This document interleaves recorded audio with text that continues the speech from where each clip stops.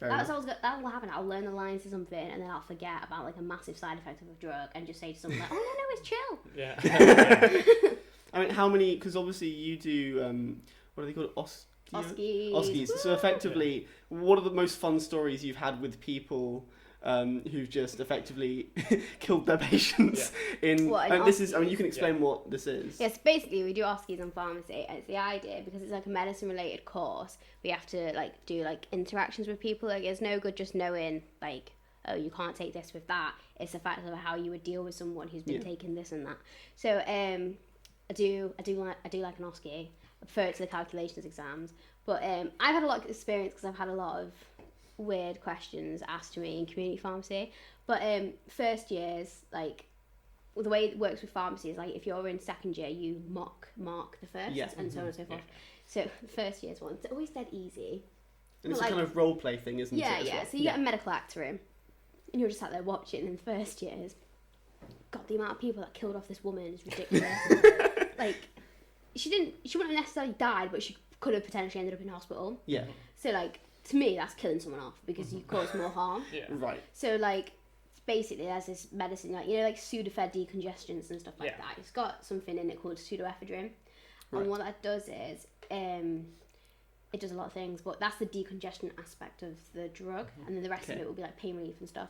But you can't take it if you've got blood pressure medication. Oh, right. Because it raises your blood pressure. So like if you're on blood pressure meds to bring it down and you're taking something to bring it up, it's going to interact and it's going to raise your blood pressure when you don't need it. So people who are on like blood pressure medicines need to have the lowered blood pressure anyway. So by taking the two together, it's counterintuitive. And it's just not it's gonna cause them harm. But the amount of people, she was like, oh yeah, I've got blood pressure, I take Ramipril or whatever, and she's like, can I take these Sudafed decongestion? She was like, shouldn't be a problem. Just it has got paracetamol in, so I just need to explain the dosing of that. And I'm sat there, I'm like, oh my, I got this right in first. I'm like, it's like you've killed this person. Yeah, I was like, it's got a decongestion in it. Do not have decongestants with people with blood pressure. Like, avoid. It's a massive interaction. And these people are like, fine, go for it. Probably you just came back really angry. Yeah, honestly, like, I understand it's hard. Like, people panic, especially in the moment. Like, and they may not have had I mean, you have had a lot of experience, and so they obviously, this may be the first year they've really properly done pharmacy. I totally get it, but like, it's still quite funny when you see it. It's funny to watch. Like, you can't help but like giggle at it, because like, it is quite funny to watch. Like, the next one in first year is people who have like, a woman's come in because this has just got chicken pox. And then, not chicken pox, sorry, no, she's got the symptoms of meningitis. Oh, right, So she comes in, she's like, she's got a headache, she's a bit funny to the light. And then you ask all the obvious questions, which is, like, this is what the thing most of them did when they were asking, like, most of them went, have you got a stiff neck? She got a rash. Obvious signs of meningitis. Yeah. And she was like, yeah. And the alarm bell should be going off in your head, like, she needs to see the hospital, like, now. Yeah. And people were like, just call up your GP. I was like, it's a 2-week wait list. She's not making it. Like, I was like, that is proper killing someone off. And they were like, all right, so just give my GP a ring today then. Does she not need to go to hospital? Like, no, give him a ring. Like, you're joking. Like, can you talk to them? So you're just observing. You can't like go, by the way, you can't. You're gonna kill them. No, you have to sit there and watch them dig the hole. Also, when you're saying that some of the actors, they go in and they cry, and they're really. Are they really good? The actors are good, yeah, definitely. Nice. But they've got like a 6-page script of all these answers to questions if they get asked it, which is so intense that I wouldn't remember it. Like, some of them were like, you can say this if they ask you this, but you don't say this until they've asked you this. It's a long list of things, and like we had like sessions with them, and like they can only mention and repeat things like up to 3 times, and once you've not clocked it after the 3rd time, they won't say it again. So they do try and help you pass it. But like, I've had patients, like, I think my mate I know who's doing pre-reg, she was saying that she had one in her 4th year where he was kicking off at the fact that he's seen like a contraceptive pill in his daughter's bedroom, and they're a very religious family, so he didn't know anything about it. And it's like, how would you deal with that situation? Because you can't tell him anything. Like, you've just got to leave it as it is. You can't say, it's for this. You're not meant to tell them because it's patient confidentiality. Right. But he's kicking off. He's like, I don't believe about sex before marriage, blah, blah, blah, blah, and all that. But yeah, that's always interesting when you get people kicking off at you. I've had it a few times in pharmacy.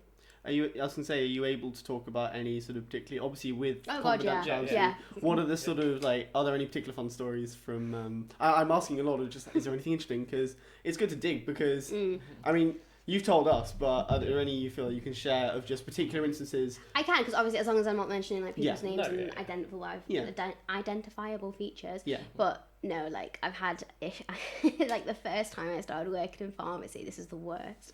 I was about 16, 17. I'd literally just qualified all my dispensing stuff, so I was very new to it. And we were told, like, if you don't know what somebody is taking, ask them what you take it for. Because sometimes people say things differently, like ibuprofen to ibuprofen. Like, people say things differently, and it's hard to pick up.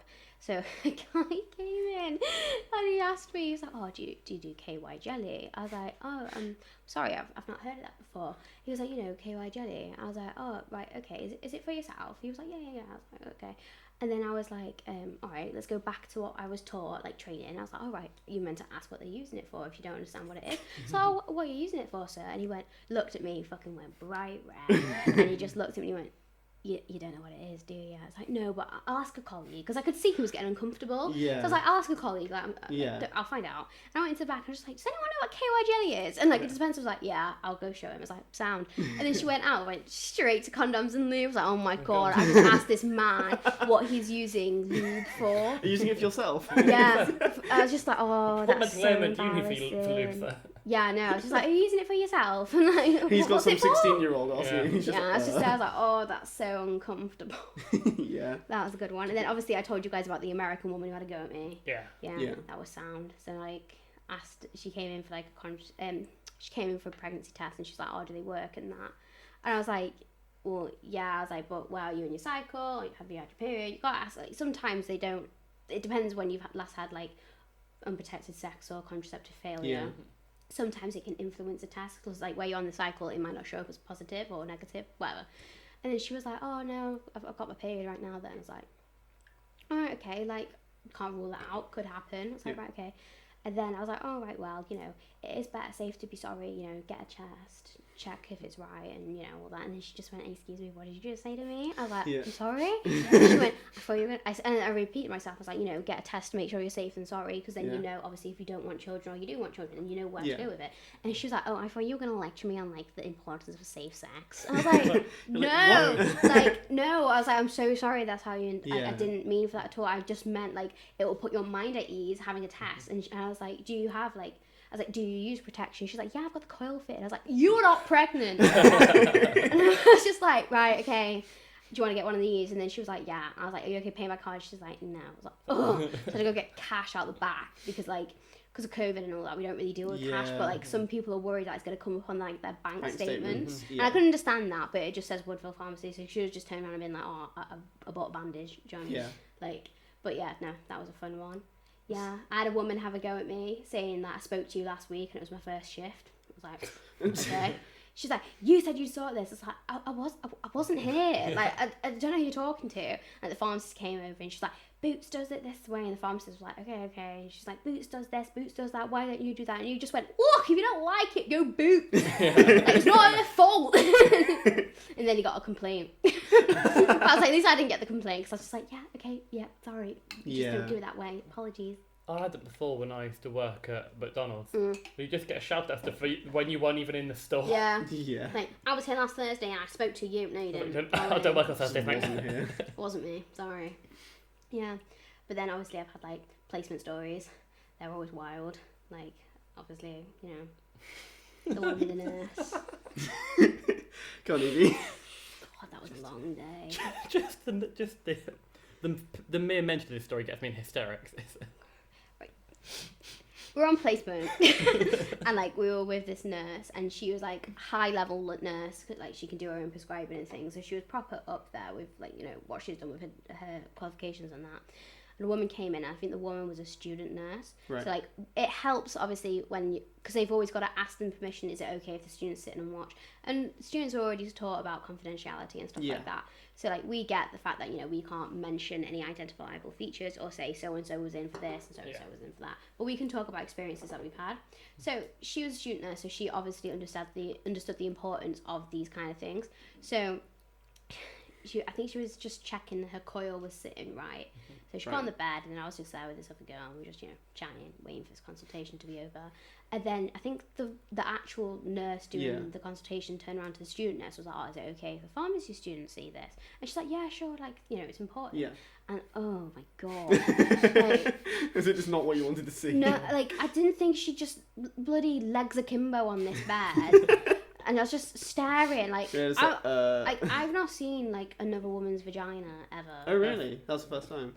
Well, yeah. Well, okay, that sounded more surprised than I thought, but... What do you think women do? No, but I was just, like, not family members or such, like, No. No. What I saw was, like, more than just the pelvic bone. Yeah. Like, this poor woman, I would, like, if I was in there and she asked me, I would have said no. Like, she had the curtain on, and I would have kept it that way. Yeah. And then she's like, have a gander. So we're all like, she whacks this curtain back, and like she's there, and I was like, oh my god, like I thought she was like trying to get dressed, and like she'd finished the consultation, right. She just whacked the curtains, like, oh god, and she's like, girls, come have a look at this. And I'm like, what are you poking around? I was like, okay. And then we're like, I'm stood there like that, like looking, and like she's like got like a speculum in her, which is right. That's the unpleasant as it is anyway.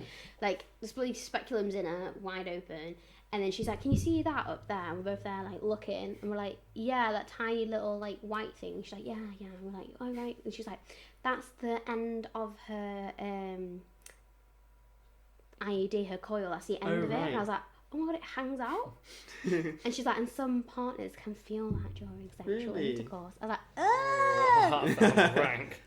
Anyway, so that scarred me for life. And this like woman's there, and she's like chatting to us like, how long have you got left for your course? I was like, oh my god, let her get some pants on. Wait, the one with no pants? Yeah. She's just there like spread eagle, effectively. Just like, how's your course? She's like, oh, you enjoying it, girls? Yeah. So I guess some people just really don't care. Like some of them. Well, it's because she was from a medical background anyway, so she understood why it was important to have these kind of, viewings. To see things you need to, If I can find a better word. Viewings. Yeah.